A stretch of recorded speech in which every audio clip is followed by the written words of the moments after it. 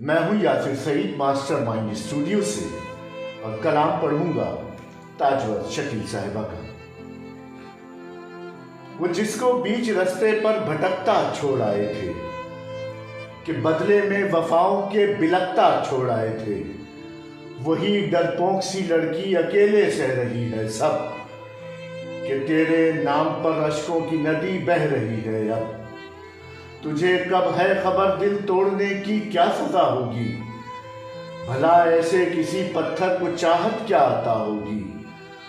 वो जिसने बात तेरे तो कभी सोचा नहीं कुछ भी, वफादारी के दावे में भला झूठा नहीं कुछ भी।